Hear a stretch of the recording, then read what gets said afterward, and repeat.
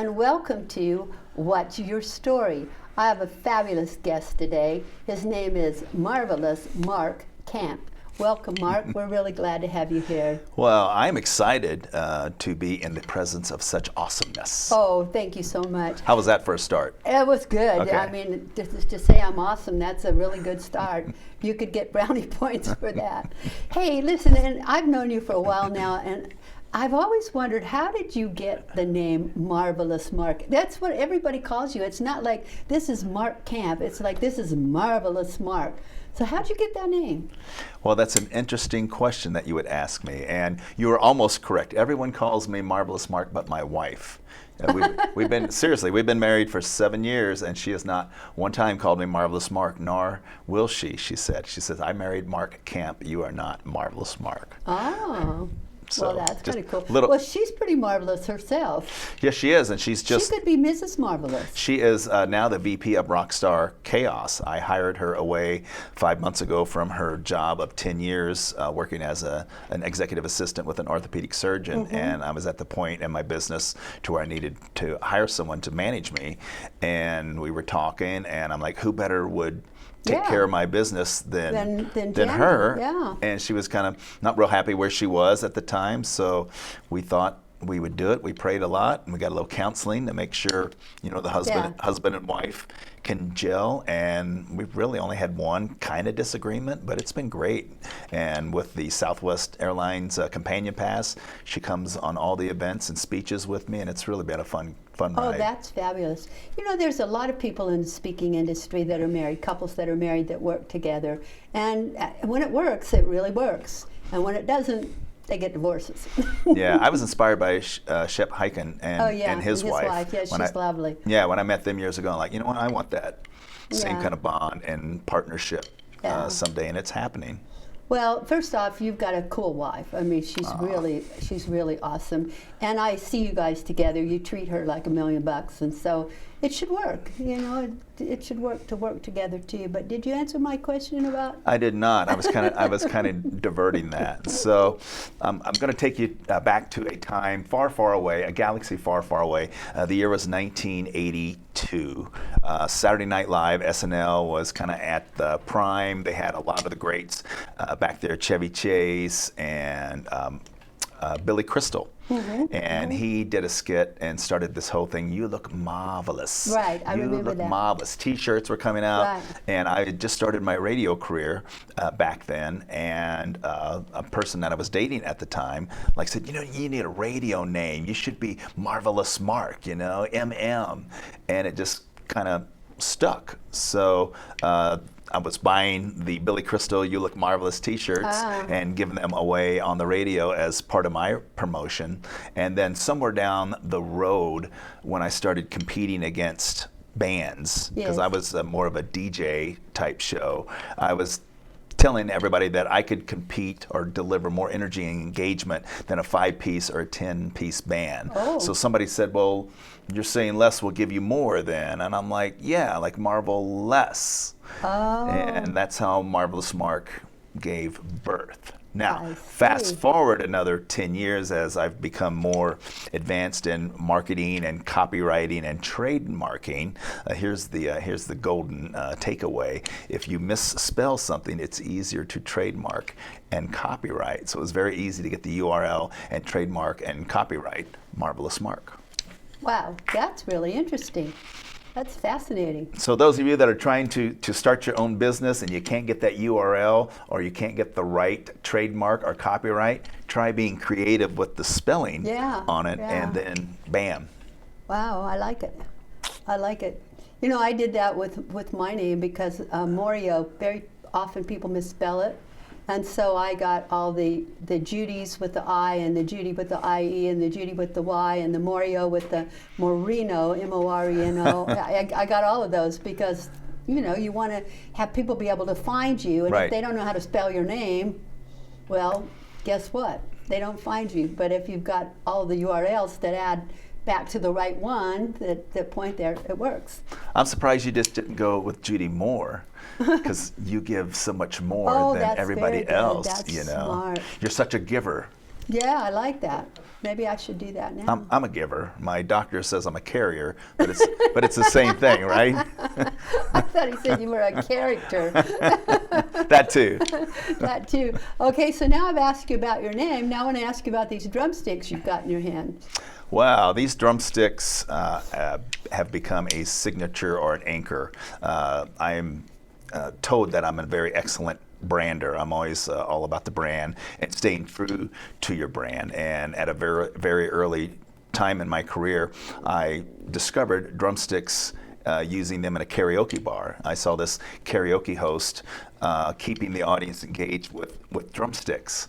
Because, you know, when you go to karaoke, if you're not the person singing or you're not dating or related to the person singing, after about 3 songs of people being terrible singers, you start to lose interest. Yeah. But this host had passed out drumsticks to everybody, and the audience was drumming along and keeping engaged. Oh, and good I'm idea. like, I should be able to do that with my shows.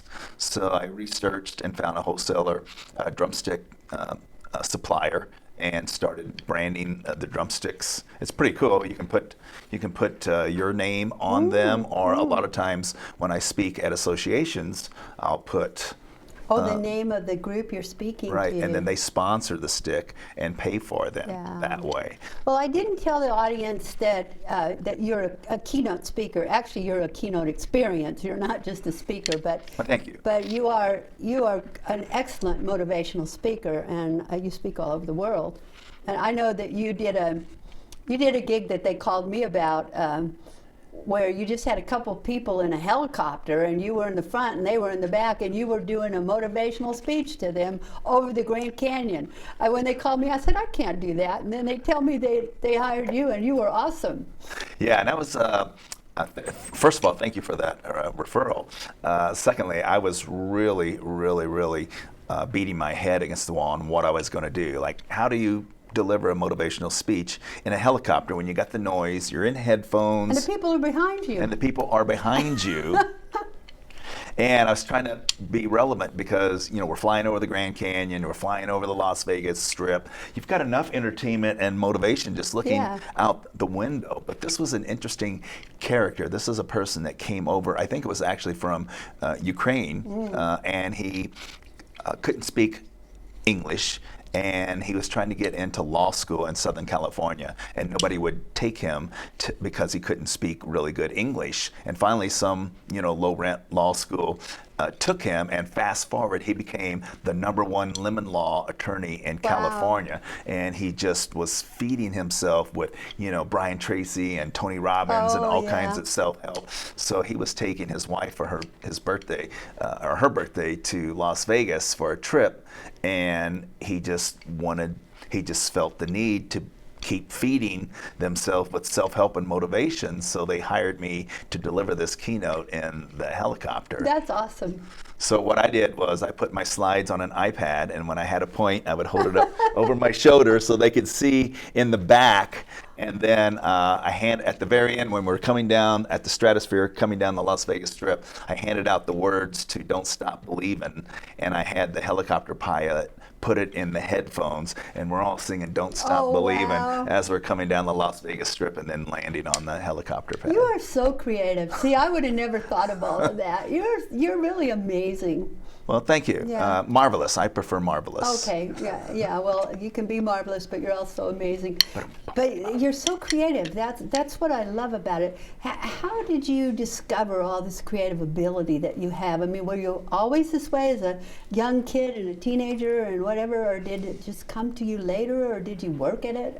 How did you get to be so marvelous? Well, as I look back, and I didn't realize it at the time, but they say that you want to look back and reframe your past. Like those of us that have had tragic things happen to us, we can reframe it as, oh, woe is me, play the victim card. How am I going to do anything different? Or you can reframe it, what did I learn from this? And because this happened, it took me here. And because there was a huge age gap between my older brother and sister out on the farm, we really didn't get to do a lot before we were 16 years old.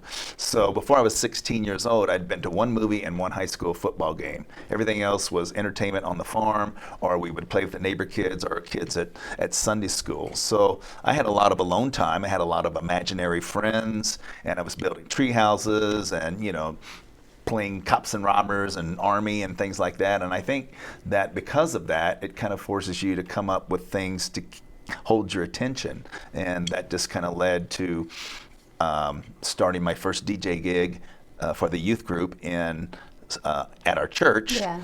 And we passed the hat and we made some money. And that's when I first started the DJ business when I was a sophomore in high school. I'm like, wow, I can make money playing records. And then got into real radio, and here we are today in Las Vegas. That's amazing. That's amazing. Where was the farm? Farm was in a little town called Cape Girardeau, Missouri. In Missouri. Yeah, and we called it Misery. Yeah. It was pretty much misery. Well, I was from one of those places. I was from Humboldt, Kansas. So Sounds very close. yeah, it wasn't very far away from Misery. Misery loves company, right? But as a child, I had imaginary friends because my brothers and sisters were 8, 12, and 14 years older than me. And so they were gone by the time I was a teenager. But as a child, I had a lot of imaginary friends. And that's interesting to hear you say that. And tree houses, I must have fallen out of the treehouse a million times. But I wonder if those kinds of upbringings create more creative people than someone who today sits with their iPad or their computer and just plays games that are already created. Well, I definitely believe that creativity, your brain is a muscle, and the more you use it, the more it's going to be. And we all have a creative portion, I don't know what it's called, in our brain, and the more you use it, the stronger it's going to get. And I think because when you're secluded and you're growing up in a small town, we didn't have a lot of money to buy toys or electronics, so we had to make things. I mean, Yeah. I learned how to weld and do plumbing and use a cutting torch. So I built a Trojan horse out of an old Wow. metal water trough. We're cutting and welding and doing things, and making toy guns for cops and robbers out of sticks and 2x4s and nails and things like that. So I look back and I think those were creative juices kind of in the early years. Yeah. And then when I started my DJ business, being out in the country, we didn't have MTV. We didn't have cable when MTV came out in 82, 83. So we stayed up all night recording Friday night videos. Yeah. Friday night videos was the only show that you could get music videos on regular TV. We'd stay up all night recording them, and then I was the first person in my area to invest in video equipment and a big giant projection. So we would actually go to high schools and proms and duct tape a white sheet on the gymnasium wall and show music videos that we recorded off the TV. Amazing. But like Kiss, that was our spandex and makeup. We were the only sound system in the whole area that had videos. So other DJ companies were losing gigs because they wanted the DJ that Yeah. had the music videos. That's amazing. You're so cool. Aw. I remember the first time I met you. We were at Mike Rayburn's home. Mike's an incredible speaker and guitarist, and we were at his home for a Christmas party for the National Speakers Association Las Vegas chapter. And you were there, and I was just kind of leaning against the wall watching everybody. And Which you do very well. oh, thank you. I'm good at standing against the wall. And you were just so gracious and kind. You came over and talked to me, and you talked to my date that evening, and you made us feel at home. And I understand you do that with your audiences as well. Is that something that you believe in, that you should, does it just happen, or do you make an effort to be nice to everybody? Well, when I was doing radio, one of my radio partners, his name was Uncle Briggs. He was a big TV personality in Southern Illinois, SIU area. And then he joined us. We were part of a morning zoo team, Briggs and Stratton, the motor mouse of the Metro. And his quote was, "Be nice to everybody, and most everybody will be nice to you." And it's in my DNA too. My mom, we talk about my mom all the time. Like, she was the kindest, most open-minded, generous person. Only heard a few curse words out of her in the 94 years that she stayed on this earth. And she just taught us to be kind and be nice to everyone. And she was a big entertainer, I would say. You know, she was always inviting the relatives over for cards and coffee cake, or inviting the pastor, people over from church. And it was kind of funny because she's like, you know, no one ever invites us back. They call me up and say, hey, Dina, when are you going to have another party? We really love your coffee cake and everything. But no one would ever invite us. Not no one, but not as much as we were inviting people. Yeah. And Jan and I entertain a lot, and we invite people over a lot. And we're like connectors. We try to connect people and bring people together. And I said the same thing to her like last year. It's like, it's funny. We invite all these people out to dinner, and we bring everybody together for parties and things at our home, but no one ever invites us back to their home. So, well, a lot of people don't entertain in their home anymore like they used to. That's true. I don't know why. I don't either. Because we were built for community. That's why we're so successful in our speaking business and in our other adventures in TV. We're connectors. But I call it the living room theory. So whenever I entertain, whenever I have a live audience, I look at that audience and I think, how would I treat them if they were in my living room? So the first thing I do, is I stand at the front door as the people are coming to the auditorium and say hi to them, shake their hands, tell them they don't want to miss it, set up to the front, that sort of thing. I try to keep it fun and lively. That's why I incorporate a lot of music and entertainment and engagement. And then I will actually single people out and walk down with them. And if I see someone that's distracted or maybe not smiling, I'll actually come off the stage and try to talk and communicate with that person. And I think the success of the Bourbon Room when I had my show at the Venetian was the same way, because that show was really set up to fail. The management of the Venetian thought it was just going to be a lounge. People would come by and have a few drinks before the Rock of Ages show. They'd go to the show, maybe come back for one and leave, and hopefully go out and gamble. But we turned it into an experience. Yes. And we went from 0 to 8 million the first year. Oh, wow. And then we hit 8 to 10 million for the next 3.5, 4 years, and it was only a 250 person room, and most of that was done between 9 p.m. and 1 a.m. That's amazing. Isn't that amazing? Yeah, it was really a fun experience. So many great things came out of that. I found my church in the bar. I found my wife in the bar. And when I morphed back into my professional speaking career, the first 2 years of my clients came from relationships and people that I met at that show. So it was really a great gig. That's amazing. You know, very often people have teased me about wearing the bottom half of your outfit or the top half of your outfit, because it seems that you and I both wear some pretty outrageous clothing.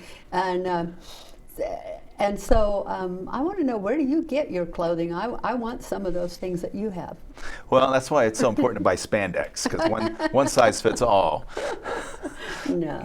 But it's a little effort. You know, we're constantly, Jan and I, when we travel, we're trying to seek out boutiques or little specialty shops. I do have a couple of designers that have made some custom jackets and custom costumes for me to either go with a particular bit or theme, or one of my favorite jackets, which I should have sent you a picture of, but I told the designer I want Jimi Hendrix meets Lenny Kravitz. And he came out with this amazing design that kind of looked like Jimi Hendrix in the front and Lenny Kravitz type designs in the back. But there again, it's part of the brand. You know, one of the things I talk about is the Kiss theory. You know, Kiss in a time in the early 1970s when all the other bands were just in jeans and T-shirts playing music, Kiss put on spandex makeup and got a tongue implant and totally set themselves apart from everybody else. A tongue implant? A tongue implant. What the hell is a tongue implant? You know. Oh, wow. Ugh. At least that's the rumor. That's the rumor. Whoa. But, you know, what are you willing to do that others are not? Kiss was willing to put on spandex and makeup and set themselves apart. Yeah. And they started building a brand instead of just a band. And that's how I try to run my business. Most of my career, I've done shock value, set myself apart with crazy costumes. I was a straight guy doing drag at corporate events, you know, and back in the 90s and early 2000s, you know, that was unheard of to have some sort of, drag costume or show in a corporate event. I would dress up like Madonna with the big giant combs. I'm covering Ted Turner from CNN with toilet paper and just doing all these crazy things, but people loved it. Yeah. Now, I did learn that when you try to tell the meeting planner that you're going to do these things, they won't book you. But if you just get the booking and then just do it, then they're like, oh, that's so awesome. You were so great. It's easier to get forgiveness than permission. Yes, it is. Yeah. It's our favorite line. Yeah, I like it. I like it. So, where from here? What are you going to do next? Are you going to continue the public speaking? Are you very involved with, I know you're very involved with the Speakers Association, but do you have aspirations for movies or anything different?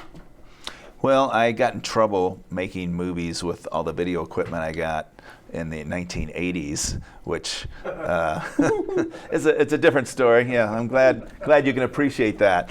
But there again, reframing. I did get in some legal trouble of taking advantage of the camera equipment and gear that I had.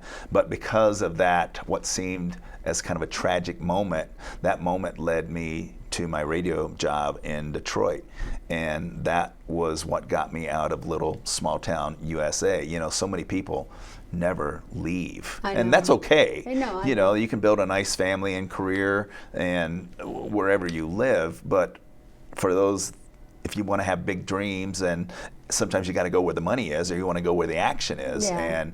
And to be an entertainer or a speaker or go to Las Vegas, it's not going to happen in small town USA. So because something at that time kind of seemed tragic, it actually got me out of town to Detroit. And then once I left, then from Detroit I went to Fort Lauderdale, from Fort Lauderdale, Tampa, and then from Tampa to Las Vegas. So I kind really, of a roundabout way of getting here, but you got here. I know, right? Yeah. And you're making friends and relationships along the way, and that's the cool part of growing old, is that now I'm feeding my speaking career from people that I met 15, 20 years ago, that are either in buying decision makers, or there was people back in the 90s that that were interning on shows, getting into the meeting, and now they're decision makers. A guy hired me last year that was like 20 years old when I was entertaining on a show, and now he was in a position with his production company to throw me a gig. It's just really, really crazy. And then when you're talking to different clients, like an insurance client or a real estate client or something like that, it's like, oh yeah, I did that, or I met this person. I can almost relate to almost any industry. So I used to dread, like in the 40s, I was dreading growing old, but now at 63, I love it. There's just so much knowledge and wisdom that I can pull back on. And I think the next step for me, I still haven't conquered all the stages that I want to as a professional speaker, but I think my next move is going into Jan and I went to a couples retreat a couple months ago, and I really saw the need of bringing relationships and couples together. And I think I'll still be speaking, but her and I will join the stage with other couples and do like marriage counseling. Oh, that's a great idea. Couples retreat. That's a great idea for a couples retreat, especially because you guys are such a great example of people who have careers but still manage to get along and raise great kids. And that's a real I don't know how to say this exactly. It's a real compliment to you, but you're the compliment. It's not really a compliment. You're the example of what a lot of people would wish to be. No, I don't know about that, but thank you for that. It's definitely not easy. I mean, it takes work. It's a roller coaster, and especially stepping into being a single guy till age 55. I didn't get married till I was 55, and I was blessed with two beautiful stepdaughters. And here's a single guy that had toured the world as an entertainer that was very free-spirited, and all of a sudden, I have the responsibility and commitment to a wife and trying to raise two daughters. Was that hard? It was at first. My wife asked many times, like, why do I have to be the one to teach you how to be married? Because I just thought, oh, you get married, you know, and I can still do what I want, and you can do what you want. But, you know, we went through a lot of counseling, and they said, like, okay, like, you throw your rules away, you throw yours away, and now you come together and make your own new rules. And a teenage daughter, well, I think everybody kind of knows. And much less two of them. But now, you know, they've come around full circle like we all do, you know, as we grow out of that rebellious stage. And Alexis and Avery just been so awesome. I mean, they're like my very own great kids. blood daughters, They you know. really are. Yeah, they're pretty awesome kids. I was at your house, and there was a room in your house that was just all about you. Yeah, that's Avery calls it the All About Mark room. Is it really? Yeah. Is that what she calls it? I call it the Marvelous Mark Museum. I see. Because one of the things I wanted to do, because I have so many costumes, I have pyro shooting guitars, a pyro top hat, I have a confetti blaster that fits on my back, and I thought, you know, this stuff belongs in the hard rock, but I knew I would never get it in the hard rock, so I just made my own Marvelous Mark Museum. So we took one of our guest bedrooms and themed it with Marvelous Mark memorabilia. Oh, well, it was fun. So. I really enjoyed it. Lloyd and I were there. We both loved it. Well, I hope you can make the holiday party this year, because there's been some new memorabilia added to the museum. Wait to see it. So yeah, that'll be fun. get you on some crutches after your surgery. Yeah, I'm going to have my knees replaced.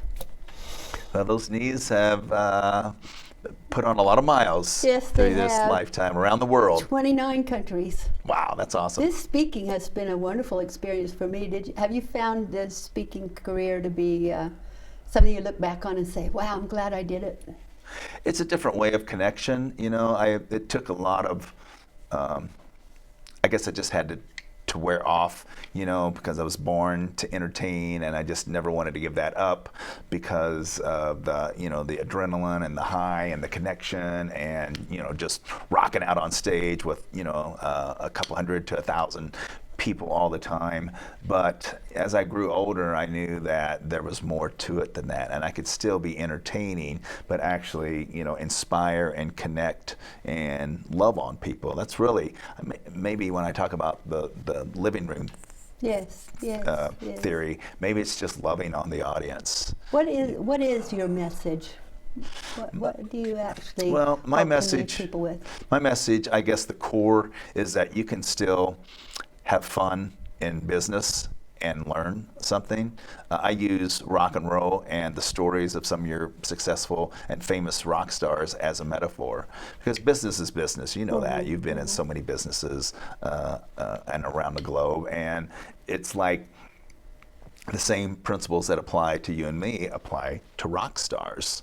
But it's a lot more fun listening to stories about Mick Jagger and Jerry Garcia and Taylor Swift and Madonna and Beyonce and Joan Jett, and how you can apply it to your business.